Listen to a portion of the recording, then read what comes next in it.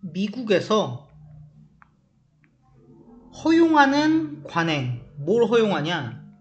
외국인이 투표를 하도록 허용하는 관행은 뭐인 걸로 보여질 수 있냐? 양립할 수 있는 걸로, 그러니까 함께 할 수 있는 걸로 보여진대요. 뭐랑? 이게 배제적이니까 배타적인 시민권이라는 아이디어와 양립할 수 있는 걸로 보여질 수 있대. 하지만 그런 생각은, 그런 양립은 굉장히 힘든 어려운 균형이야, 유지하기에. 자, 미국에서 외국인의 투표권 허용과 배타적 시민권, 배타적 시민권이라는 거는 미국 안에서 시민권을 획득한 사람들한테 일정한 권리와 의무를 독점적으로 허용하는 거잖아요. 근데 그 안에는 투표권도 들어있단 말이야. 미국 시민이기 때문에 투표를 하는 거란 말이야. 근데 미국인이 아닌 외국인에게 투표권을 허용하는 것이 과연 양립이 가능한 건가? 예전에는 그냥 가능하다고 생각했대. 근데 사실은 유지가 쉽지 않아.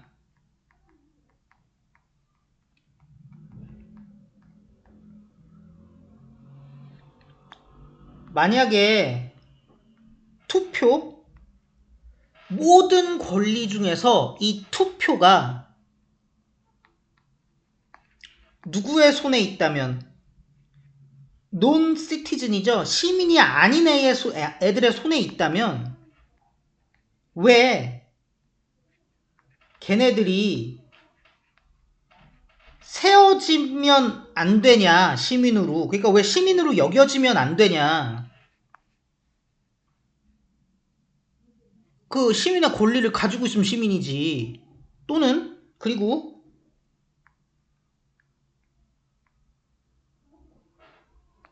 왜 거주하고 있는 외국인이랑 시민 사이의 전체적인 구별이 버려지면 안 되냐. 그러니까 버려야 되는 거 아니야? 라고 얘기를 하는 거죠.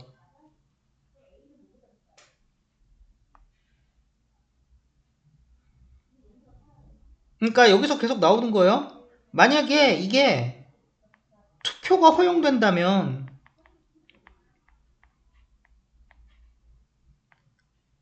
거주 외국인이랑 시민의 구별 왜 해? 플러스 기존에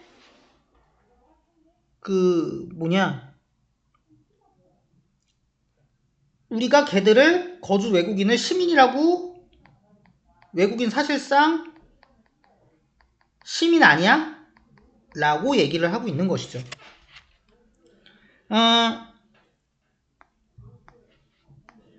여기서 대의는 시티즌이 아닌 애들이죠. 그 다음에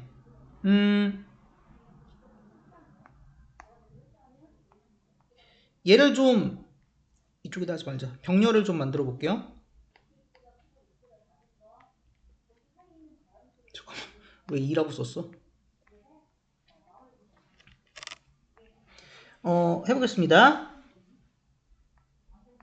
should, why 왜 안 써?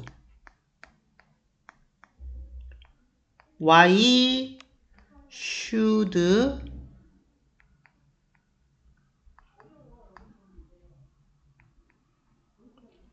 they not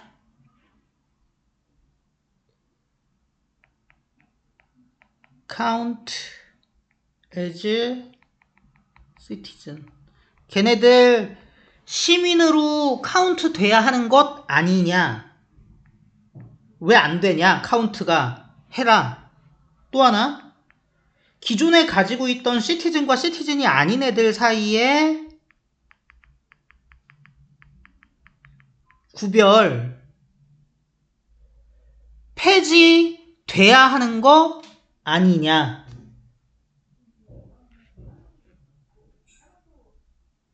여기서도 저거 비트윈 저거 안 쓸게요. 너무 실대급식 길어. not 생략 굳이 쓸 필요 없죠. 이거 폐지하자는 얘기죠.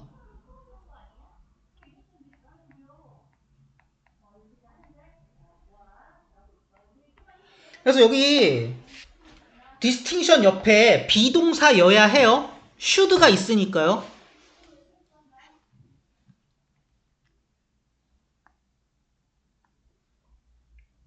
비동사여야 돼. 그래서 실제로 그래서 이제 폐지하자고 하는 사람들도 있는 것이죠. 근데 정말로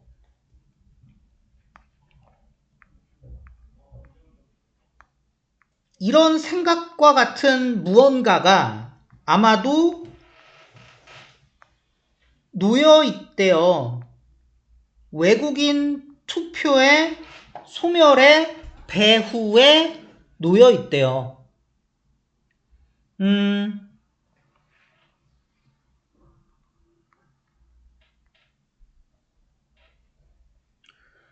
그러니까 보편적인 성인 시티즌의 그 투표니까 보통 선거권이죠.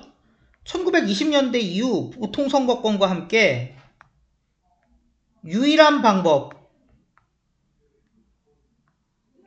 이런 배타적인 종류의 시민권을 유지하는 유일한 방법은 제한하는 것이었어. 투표를. 시민들한테. 그러니까 얘네들한테만 국한시켜 주는 것이었어요. 누구한테는 리스트릭트를 안 해줘요? 거주자들한테는 안 해주는 거였어. 자, 여기서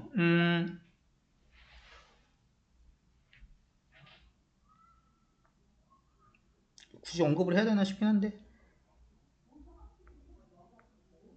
2번 보시면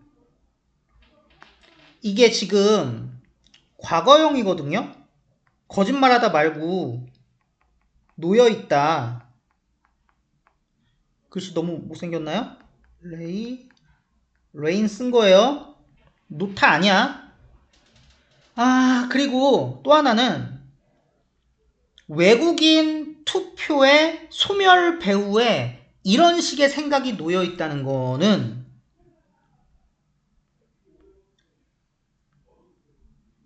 1, 2번에 의해서 생각이 어떤 쪽으로 간 거냐. 그러니까 외국인한테 투표권 주지 말자라는 주장도 있었다는 거죠.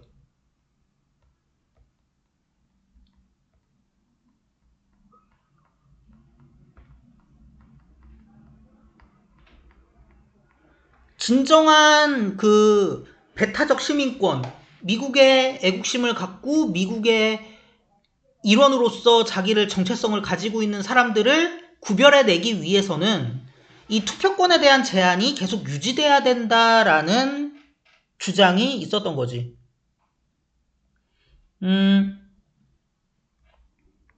하지만 적극적인 민주주의 이론은 지지할 수가 없어요. 이런 식의 구별을. 법, 뭐와 관련한 법, 우리의 일상적 삶과 관련한 법은 만들어져야만 해. 모든 사람에 의해서. 어떤 모든 사람? 일상과 관련된 법이기 때문에 무엇보다도 taking part. 그것에 참여하는 모든 사람들에 의해서, 이해 당사자와 관계자 모두에 의해서 만들어져야 해. 여기서 말하는 it은 일상적 삶이죠.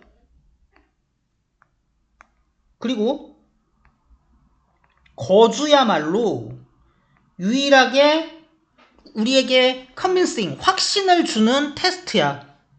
뭐에 대해?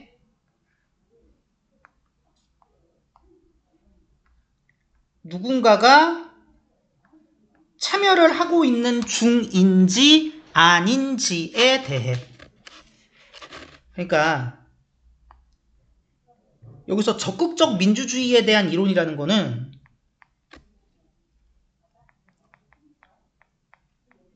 민주적 의사결정에 관련된 논의는 이런 식의 시민과 외국인의 구별을 지지할 수가 없다. 왜냐하면 일상에 대한 법은 바로 그 일상에 참여하고 있는 보통 사람들에 의해서 만들어져야 되는데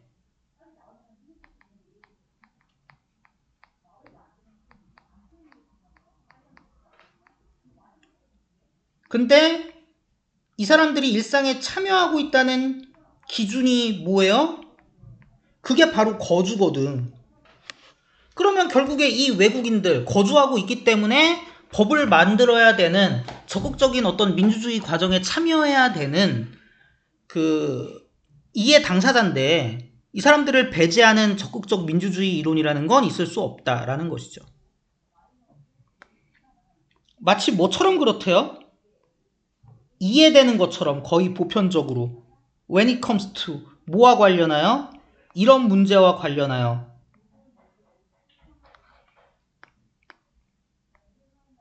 어떠한 시민이 가져야 하는가 목소리를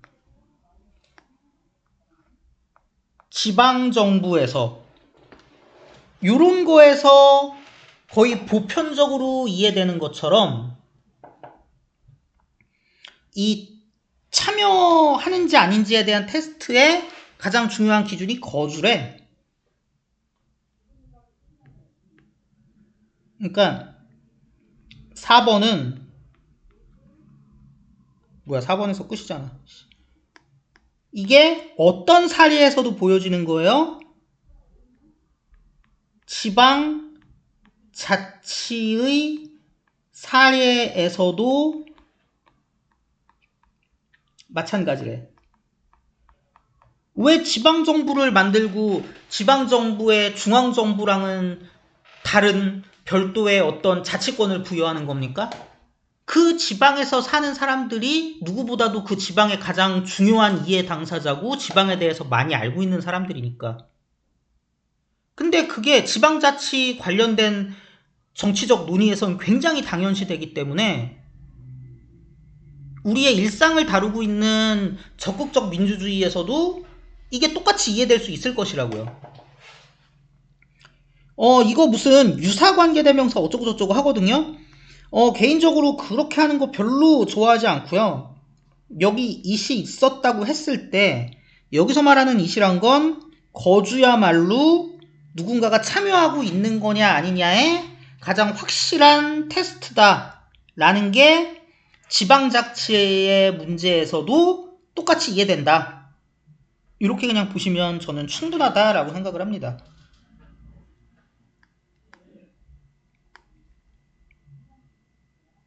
그래서 뭐 내용은 정리해 드렸고요. 그 주제는요, 그냥 선택지에 있는 거 그대로 쓸 거예요. 새로 제가 안 만들고, 필수성, 뭐를 포함해? 모든 거주자를 포함해야 돼.